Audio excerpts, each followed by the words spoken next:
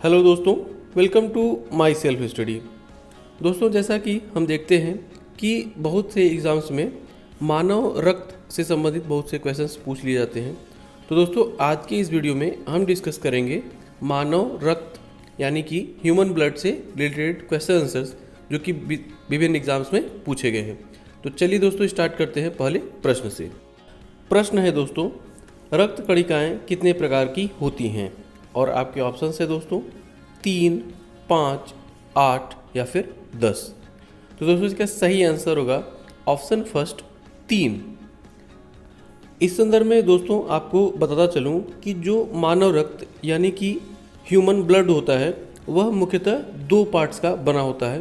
पहला पार्ट होता है दोस्तों प्लाज्मा और दूसरा होता है रक्त कणिकाएँ। तो दोस्तों आपको बताता चलूँ कि मानव रक्त में जो प्लाज्मा होता है वह लगभग 55% होता है और शेष 45% रक्त कणिकाएँ होती हैं। और प्लाज्मा जो होता है दोस्तों वह हल्के पीले रंग का होता है और इस प्लाज्मा में लगभग 90% जो है वह जल होता है। शेष कार्बनिक तथा अकार्बनिक पदार्थ होते हैं जिनमें मुख्य रूप से मैग्नीशियम और सोडियम के कार्बोनेट होते हैं।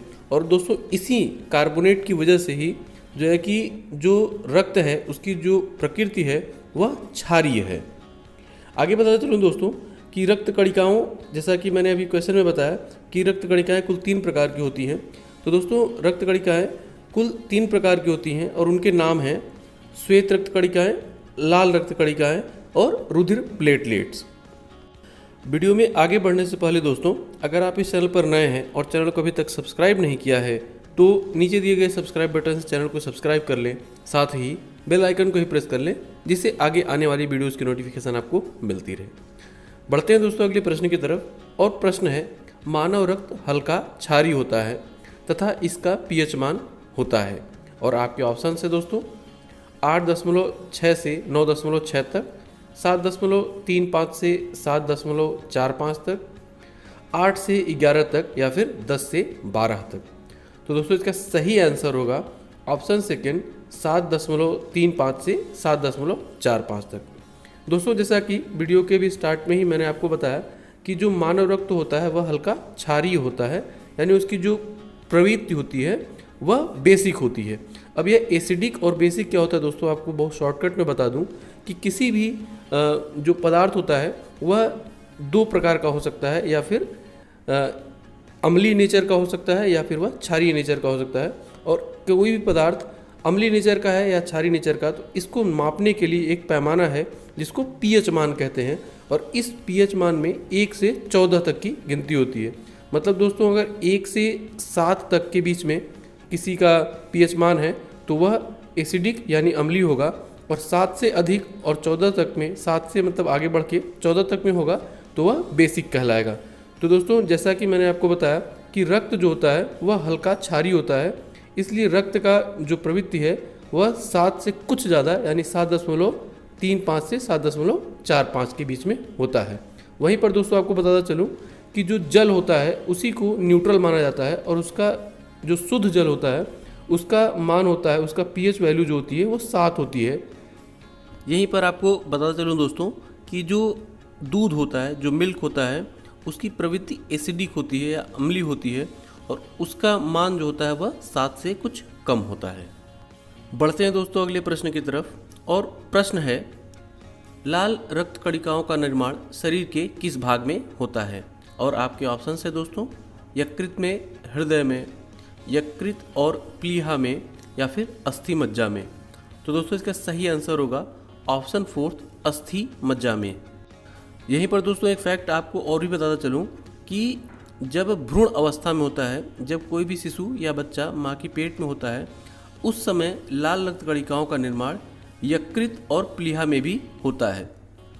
अब बात दोस्तों यहाँ पर लाल रक्त कणिकाओं का हो रहा है, तो आपको बताता चलूँ दोस्तों कि लाल रक्त कणिकाएँ, जैसे कि मैंने आपको बताया कि अस्थि मज्जा में इनका जन्म होता है या अस्थि मज्जा में ये पैदा होती हैं। इसके बाद दोस्तों इनका जो जीवन काल होता है वह 120 दिन का होता है लगभग। और इसके बाद दोस्तों यह प्लीहा में, या जिसको स्प्लीन भी बोलते हैं, तिल्ली बोलते हैं, उसमें ये नष्ट हो जाती हैं। और यहीं पर दोस्तों आपको बताता चलूँ कि स्प्लीन या प्लीहा को जो है कि लाल रक्त कणिकाओं का कब्रिस्तान भी कहा जाता है। साथ ही दोस्तों आपको बताता चलूँ कि 1 घन मिलीमीटर में जो रक्त होती है उसमें 45 से लगभग 50 लाख रक्त कणिकाएँ, लाल रक्त कणिकाएँ पाई जाती हैं। साथ ही बताता चलूँ दोस्तों कि जो है लाल रक्त कणिकाएँ होती हैं उनमें हीमोग्लोबिन पाया जाता है, जो कि एक लौहयुक्त पदार्थ होता है। और दोस्तों यह जो हीमोग्लोबिन होता है इसका मुख्य कार्य बॉडी के अंदर या हमारे शरीर के अंदर जो है कि ऑक्सीजन और कार्बन डाइऑक्साइड का परिवहन करना होता है। बढ़ते हैं दोस्तों अगले प्रश्न की तरफ, और प्रश्न है लाल रक्त कणिकाओं की औसत आयु कितनी होती है? और आपके ऑप्शंस है दोस्तों 60 दिन, 90 दिन, 120 दिन या फिर 150 दिन। तो दोस्तों जैसा कि अभी थोड़ी देर पहले ही मैंने आपको बताया है कि लाल रक्त कणिकाओं का निर्माण जो है अस्थिमज्जा में होता है और उनका जीवन काल 120 दिन होता है। तो दोस्तों इसका सही आंसर होगा ऑप्शन थर्ड 120 दिन। और यह प्रश्न भी दोस्तों यूपी पीसीएस के एग्ज़ाम में वर्ष 2003 में तथा बिहार पीसीएस के एग्ज़ाम में वर्ष 2002 में पूछा गया प्रश्न है।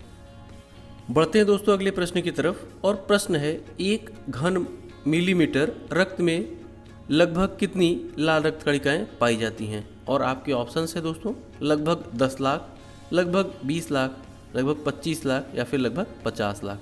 तो दोस्तों जैसा कि अभी थोड़ी देर पहले मैंने आपको बताया है कि 1 घन मिलीमीटर खून में या रक्त में 45 से 50 लाख जो है कि लाल रक्त कणिकाएँ पाई जाती हैं।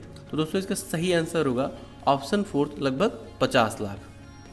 बढ़ते हैं दोस्तों अगले प्रश्न की तरफ, और प्रश्न है मानव रक्त प्लाज्मा में प्रायः पानी की प्रतिशत मात्रा कितनी होती है? और आपके ऑप्शंस है दोस्तों 60 से 64%, 70 से 75%, 80 से 82% या फिर 91-92%। तो दोस्तों इसका सही आंसर होगा ऑप्शन फोर्थ 91-92%। बढ़ते हैं दोस्तों अगले प्रश्न की तरफ, और प्रश्न है रक्त में पाई जाने वाली धातु है। और आपके ऑप्शंस है दोस्तों जिंक, कैल्शियम, सोडियम या फिर लोहा।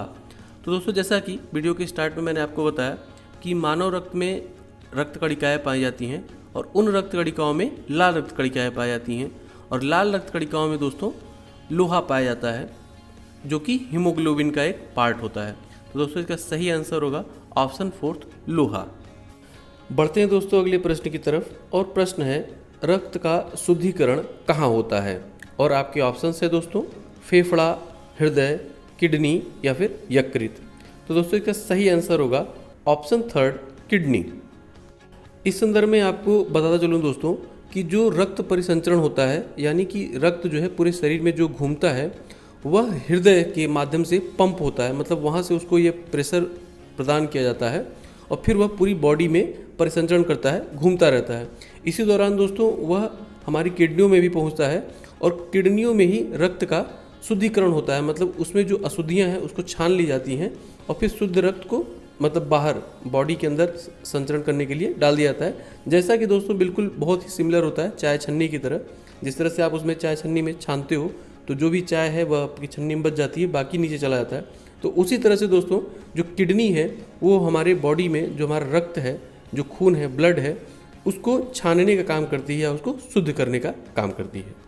बढ़ते हैं दोस्तों अगले प्रश्न की तरफ, और प्रश्न है दोस्तों हीमोग्लोबिन किसका महत्वपूर्ण घटक है? और आपके ऑप्शंस हैं दोस्तों लाल रक्त कणिकाओं का, श्वेत रक्त कणिकाओं का, रुधिर प्लेटलेट्स का या फिर रक्त प्लाज्मा का। तो दोस्तों जैसा कि मैंने आपको वीडियो के स्टार्ट में ही बताया कि हीमोग्लोबिन जो होता है वह लाल रक्त कणिकाओं का मुख्य भाग होता है। तो दोस्तों इसका सही आंसर होगा ऑप्शन फर्स्ट लाल रक्त कणिकाओं का।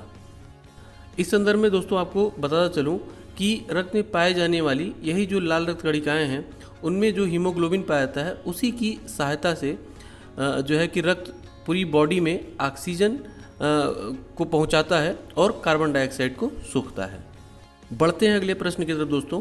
प्रश्न है शरीर में हीमोग्लोबिन का कार्य है, और आपके ऑप्शंस है दोस्तों ऑक्सीजन का परिवहन, जीवाणुओं का नाश, एंजाइम उपलब्ध कराना या फिर उत्सर्जन क्रिया में सहायता करना।